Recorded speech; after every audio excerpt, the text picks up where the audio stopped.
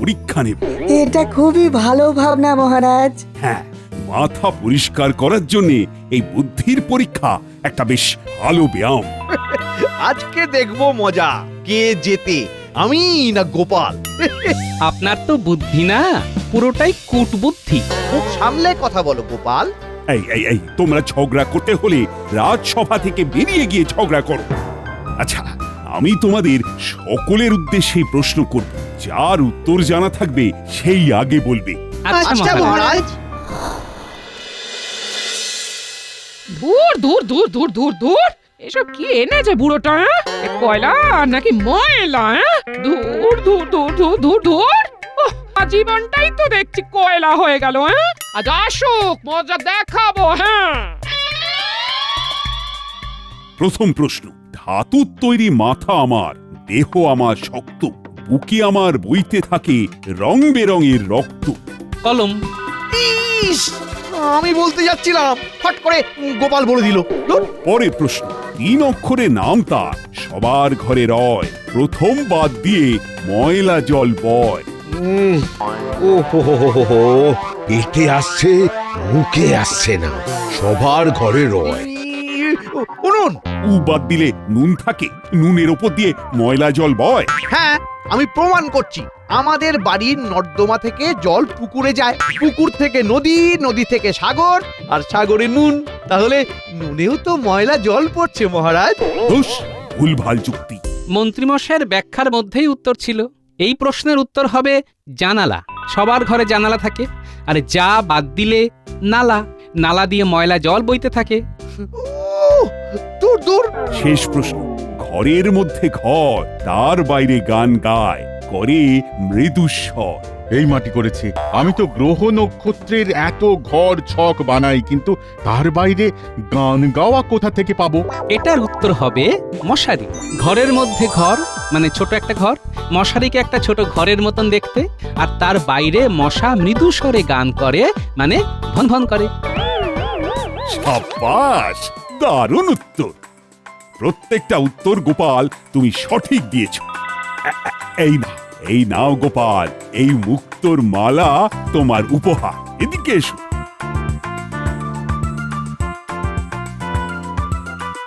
ধন্যবাদ মহারাজ।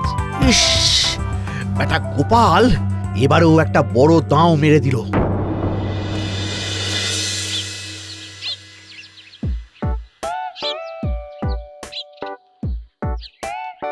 গিন্নি, কই গো, কোথায় গেলে? আজকে হাঁড়ি চড়েনি। কেন গো গিন্নি? চাল ডাল সবজি সবই তো আছে, তাহলে রান্না হয়নি কেন? কয়লা আনতে বলেছিলাম তোমাকে, তার বদলে যদি ময়লা ধুলো নিয়ে আসো, তাহলে আমি কি কালকে পোড়া ছাই দিয়ে রান্না করবো? এ কি, আমাকে এইভাবে ঠকিয়ে দিল? ঠিক আছে, আমি এক্ষুনি পুটিদের বাড়ি থেকে কিছু কয়লা নিয়ে আসছি। আর হ্যাঁ, এই দেখো তোমার জন্য কি এনেছি। ও মা, এই মুক্তোর মালা। আহ! উহ, আমাকে এখন যা দেখতে লাগছে না।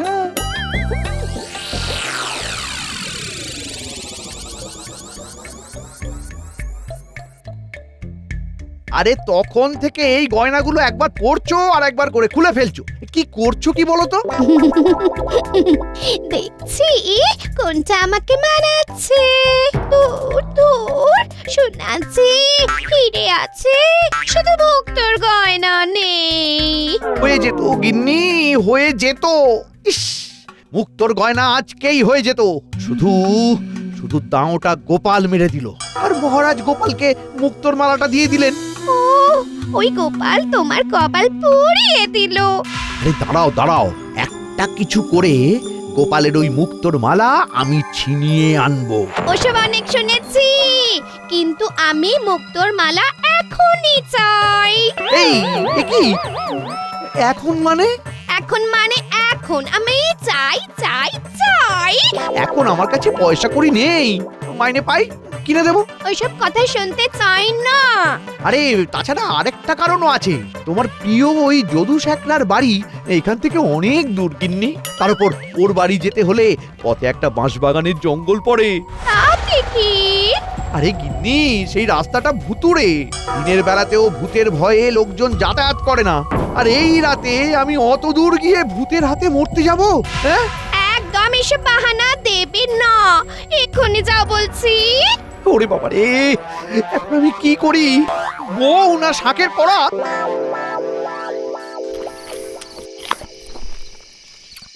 দূর দূর দূর, তোমার সঙ্গে সংসার করতে আর ভালো লাগে না। তুমি যে আমার বর, সেটা আমার ভূত সমাজে পরিচয় দিতে লজ্জা করছে। কেন আমি আবার কি করলাম? দিব্যি তো দুজনে মিলে খাচ্ছি দাচ্ছি ঘুরে বেড়াচ্ছি। জীবনে নেই চাপ, না কোনো দৌড়ঝাঁপ। তোমার নিজের মুখখানা দেখেছ? একগাল কাঁচা পাকা দাড়ি, ঝাঁকড়া ঝাঁকড়া চুল, আমার সঙ্গে একটুও মানায় না। এই লজ্জায় ওই শাকচুন্নির বিবাহ বার্ষিকীতে তোমার সাথে যাইনি। যখন মানুষ ছিলাম তখন না হয় সপ্তাহে সপ্তাহে চুল দাড়ি কামিয়ে আসতাম, কিন্তু এখন আমাদের ভূত সমাজে নাপিত কই। জয় ঠাকুর, জয় জয় জয় জয় জয় ঠাকুর, জয় ঠাকুর। আর একটুখানি রাস্তা ঠাকুর, এটুকু পেরোলেই শ্যাকরার বাড়ি। ঠাকুর ঠাকুর, পার করে দাও ঠাকুর। জয় ঠাকুর, জয় জয় জয় জয় জয় জয় ঠাকুর। ওরে বাবা রে, এই কে রে? আমাকে ছেড়ে দাও, আমি কিচ্ছু করিনি। আমাকে একটা ভালো নাপিত খুঁজে দে, নইলে তোকে আমি ছাড়বো না। পট করে ঘাড় মটকে দেবো। হ্যাঁ, ওরে বাবা রে, আমাকে মারবেন না।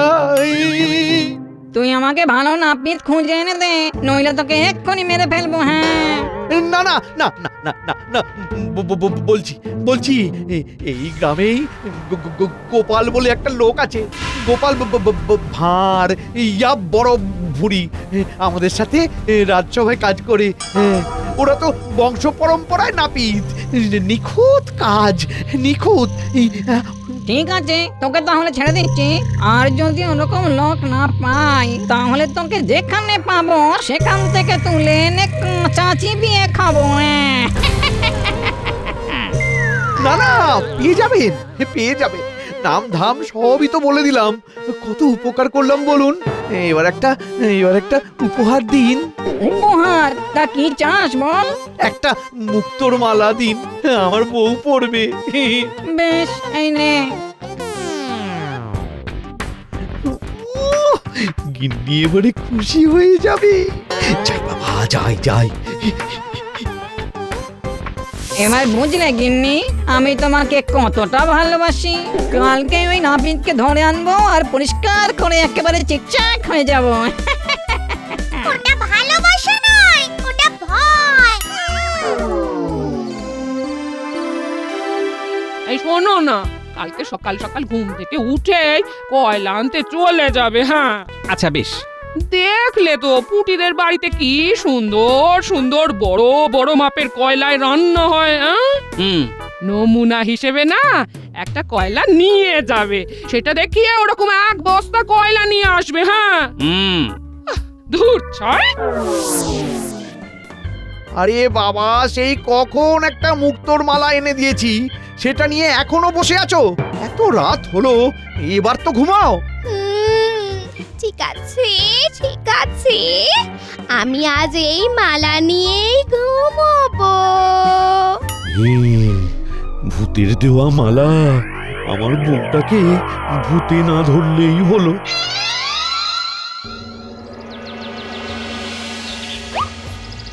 উফ, সকাল সকাল এখন কয়লা আনতে যেতে হবে। কুমোরের পোটলাতে নমুনা কয়লা নিয়ে নিয়েছি, এখন গেলেই হলো।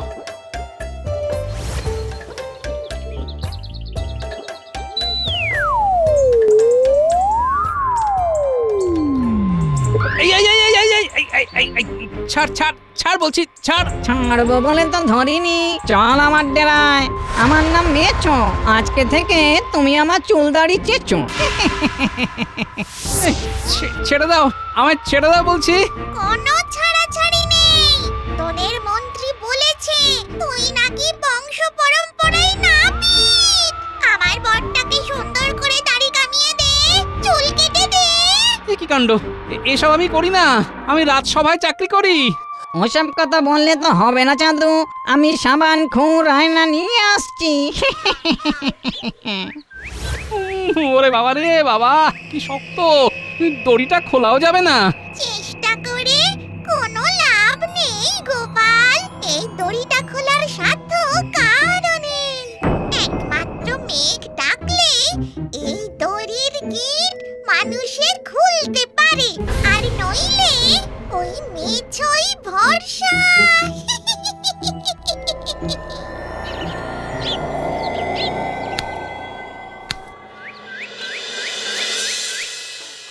এই দেখেছো মানুষটার এতটুকু কাণ্ড জ্ঞান নেই গো। আমি সকাল থেকে কুটনো কুটে বসে আছি, এখনো কয়লা এলো না। আমার তো জীবনটাই কয়লা হয়ে গেল। ওহ, আজকে কি কাঁচাকেই থাকতে হবে?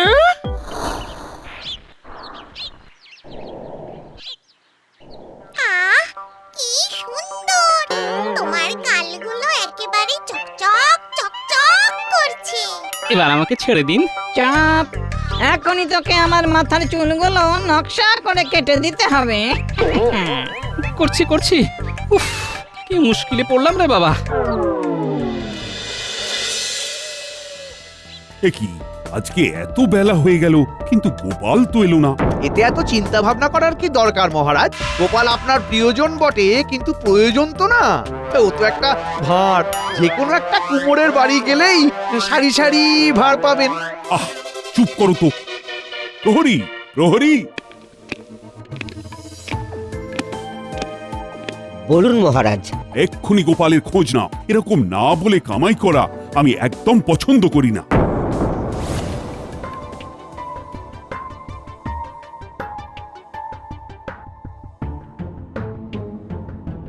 রাস্তাঘাটে তো কোথাও দেখলাম না। যাই যাই বাড়িতে গিয়েই দেখা করি। গিন্নিমা, ও গিন্নিমা! এই মহারাজ আমাকে গোপালের খোঁজ নিতে পাঠালেন। আর কি বলবো বলো তো, সেই কোন কাক ভরে কয়লা আনতে বেরিয়েছেন, কিন্তু এখনো ঘরে ফিরলো না। আমার এখনো রান্না হয়নি। হ্যাঁ, সে কি গিন্নিমা, আমি বরং আপনাকে কিছু জ্বালানি এনে দিচ্ছি, তারপর দেখছি গোপাল কোথায় গেল। ওহ, কি কাল হলো বলো তো, আমার সাথে তো তেমন ঝগড়া ঝাঁটিও হয়নি। অভিমান করে চলে গেলেন না তো? এ জানে বাবা। ওহ, দেখছি দেখছি।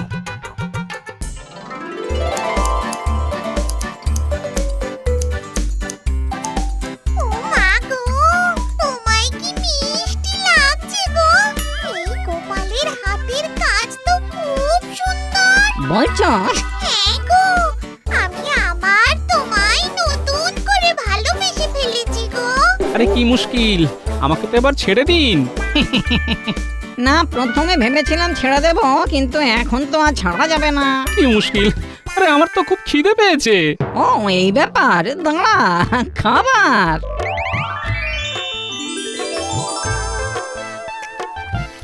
আমি তো এখানে একা একা খাচ্ছি, ওদিকে আমার বউটা যে না খেয়ে আছে। তার বেলা তোর বউয়ের বাড়িতেও খাবার পৌঁছে দিচ্ছি। একটা চিঠি লিখে দে, তুই চিঠি লিখলে ওই খাবারের সাথে চিঠিও দিয়ে আসবো। তাহলে ঠিক আছে, আমি খেয়ে উঠেই চিঠি লিখে দিচ্ছি। এবারে এই মেছর জাদু দেখ। হ্যাঁ?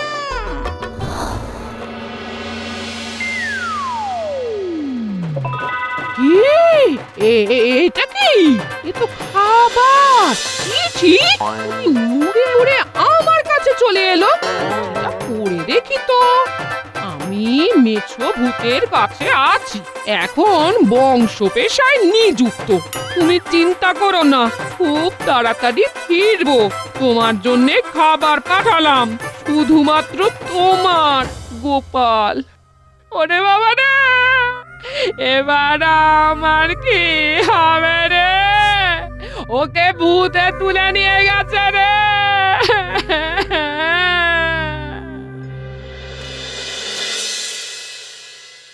ও হো হো হো, মহারাজ, আমাদের তো পেটে ইঁদুর দৌড়চ্ছে। আজকে কি আমরা গোপালের জন্য অপেক্ষাই করে যাব? রাজসভা কি ছুটি হবে না? একটু আগে প্রহরী এসে তো বলেই গেল যে গোপাল বাড়ি ফেরেনি। এবার আমাদের কর্তব্য এখন গোপালকে খুঁজে বের করা। বাবা, তোমরা সবাই খেয়ে দিয়ে রাজবাড়ির মাঠে চলে এসো। তারপরে আমরা সবাই মিলে বেশ কিছু দলে ভেঙে আলাদা আলাদা ভাবে খুঁজবো। আচ্ছা মহারাজ। আদিক্ষেতা।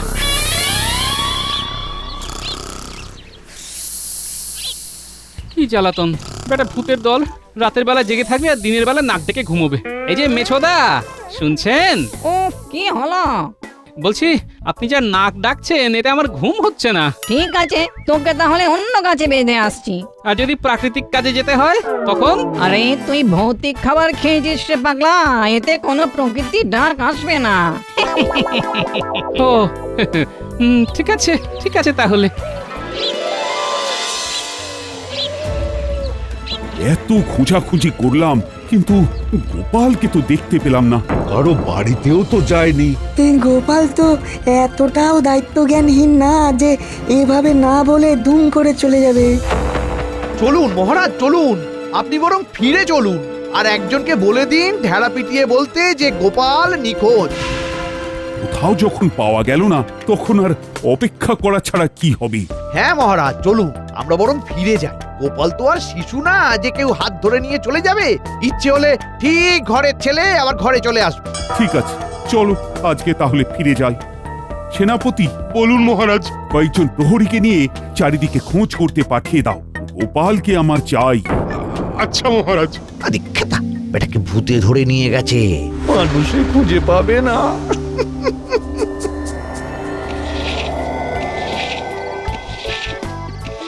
বাপরে বাপ! হে ঠাকুর, কি কপাল করে এই বিপদে পড়েছি ঠাকুর। এখন ভূতের ঘর ঝাড়তে হচ্ছে। উফ, কি জ্বালাতন রে বাবা! বেশি ফ্যাচ ফ্যাচ না করে যে কাজটা দেওয়া হয়েছে সেটা কর দেখিনি। বলছি, আমি যে আপনারা তো উপকার করছি, কিন্তু আপনি তো আমার কোনো উপকার করলেন না। ভূতেরা এতটা অকৃতজ্ঞ হয় সেটা আগে জানতাম না। কি বলতে চাইছিস কি? এই যে পেতনি দিদিমণি, আমি আপনার স্বামীর এত বড় উপকার করলাম, কিন্তু আপনার স্বামী তো আমার কোনো উপকার করলো না। কি উপকার চাস সেটা তো বল। আমি যা চাইবো তাই পাবো। হ্যাঁ তাই পাবি, শুধু মুক্তি পাবি না। আর যদি আমার চাহিদা আপনি পূরণ করতে না পারেন তখন? তাহলে তোকে মুক্তি দিয়ে দেবো। বেশ বেশ বেশ, তাহলে একটা কাজ করুন। হ্যাঁ, এই কয়লাটার কালি আমার পছন্দ না। এটার থেকে না কালি তুলে দিন, যাতে আর একটু কালি না থাকে। ও এই ব্যাপার, দে এক্ষুনি সাবান জলে ধুয়ে কালি পরিষ্কার করে দিচ্ছি।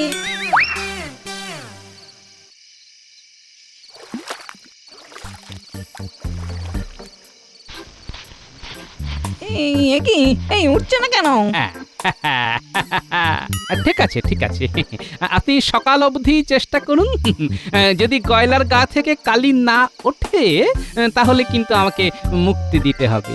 আচ্ছা ঠিক আছে। উফ, কি জ্বালাতন হলো। অগ্নি, কিছুই তো হচ্ছে না তো। তুমি জেনে বুঝে দায়িত্ব নিলে। দূর দূর দূর।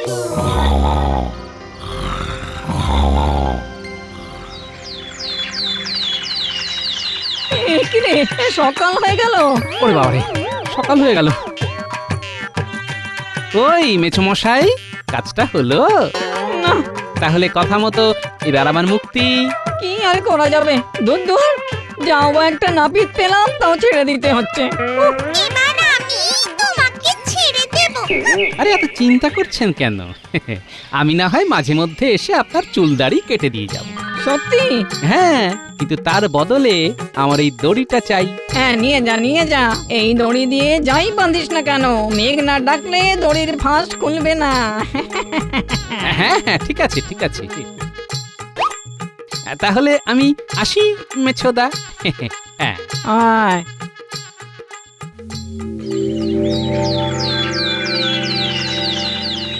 দূর, কোথায় যে গোপাল চলে গেল কে জানে।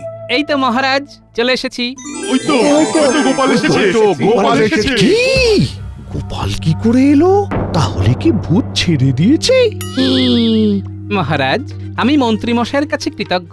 ওনার জন্যই আমি হারিয়ে গিয়েছিলাম আর ওনার জন্যই আজকে আমি ছাড়া পেয়েছি। কি বলছো কিছুই তো বুঝতে পারছি না। সব বুঝিয়ে বলবো, তবে তার আগে আমি মন্ত্রী মশাইকে একবার প্রণাম করতে চাই মহারাজ। বেশ,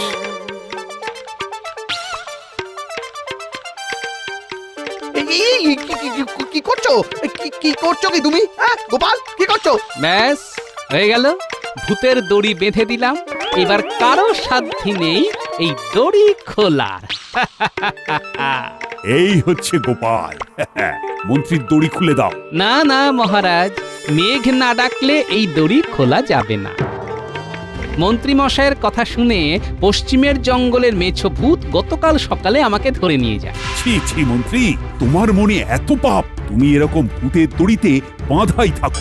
ও মহারাজ, সেই কবে মেঘ ডাকবে সেই ভরসায় থাকতে হবে তাহলে মহারাজ। কেউ একবার চেষ্টা করে দেখুন না। আমি দেখছি। ওরে বাবা, এ তো জব্বর পেঁচ। এবার আমার কি হবে? আমি এভাবে বাঁধা অবস্থায় কি করে থাকবো? এবার আমি বাড়ি যাই। আমার বউটা যে কেমন আছে কে জানে, রান্নার জন্য আবার কয়লা নিয়ে যেতে হবে।